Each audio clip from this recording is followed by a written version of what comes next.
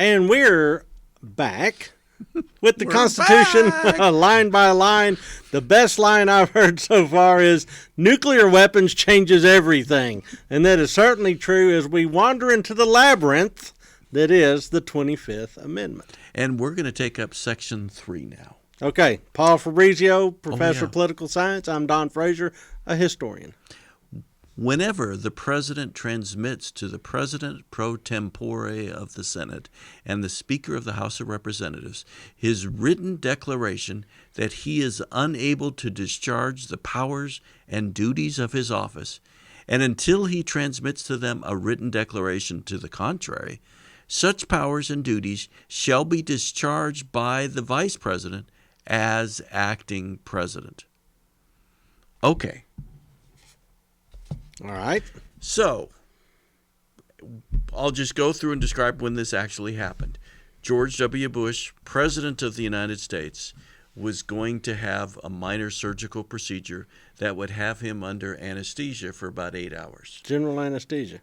So, I think he was going to have a colonoscopy, but I'm not positive. Oh, that's a long colonoscopy. Yeah, I know. But again, the effects of colonoscopy. Oh, man, that stuff is anesthesia. that is sleepy time. So, You are incapacitated. yeah, so he sent a letter to the President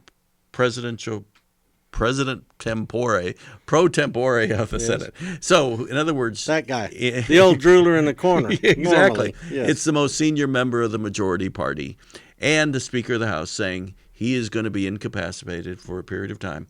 So therefore, the Vice President becomes the acting president. Yeah.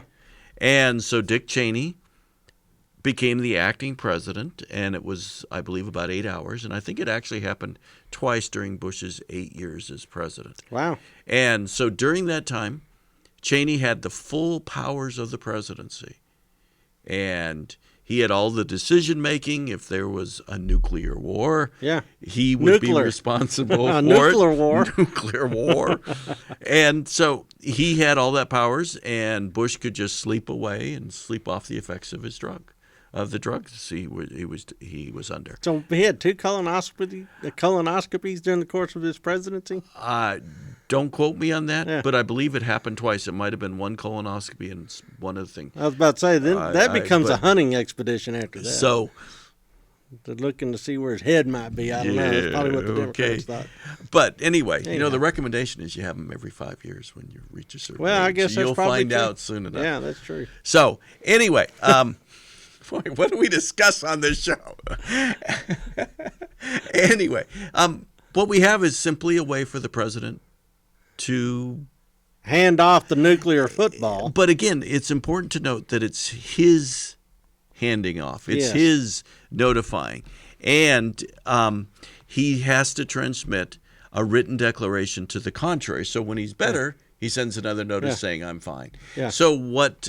Turns it on, turns it off. Yeah, and what I believe is that Bush did is he sent a letter to them and he said, during this time period, I will be unable to fulfill the duties from, let's say, 8 in the morning till 5 at night.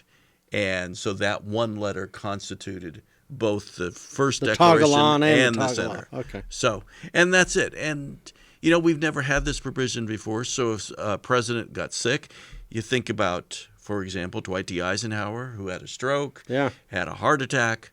You think about Woodrow Wilson, who had a real live big stroke that incapacitated him. You think about other presidents that got sick. But he couldn't have written a toggle off. Yeah, note, see, that's the whole thing is those presidents couldn't have done that. You think about Ronald Reagan, who was assassinated. Yeah, who was shot. Attempted assassination on him. Yeah, shot in the guts. Yeah, and he couldn't send a letter or anything like that. Yeah. So this was the beginning of what they were trying to do. They're thinking tragically. They're thinking tragically. One of my favorite things to bring up when you think about the president. And if you look at the history of the American president, it turns out that about 1 out of every 4 presidents has some health crisis. 1 out of 4? Yeah, it's about 1 out of 4 who has some health crisis during their time in office. And it could be, George H.W. Bush had Graves' disease and got sick. That would count as one of them. George W. Bush with his time having surgery or the medical tests. I don't believe Barack Obama ever had any medical procedure that required him to do this. But again, don't quote me on that. I'm not positive. Yeah, that's interesting. So, and it may be the advances in modern medicine make all these tests possible. right. And you think about our current president, President Trump, who's the oldest person we've had elected into that office. I'm the healthiest president ever. That's right, and that's what his doctors say. But at the same time, let's be honest, we all get sick. So this is a way for the president to say, I'm giving up my powers for a period of time, and then I'm claiming them back. By the way, it's important to note that Congress doesn't do anything except receive these letters. Yeah. They don't vote on it or anything. It's a presidential decision all the way around. That's going to change when we take up the next part of this amendment. Okay. So next part next time. Thanks.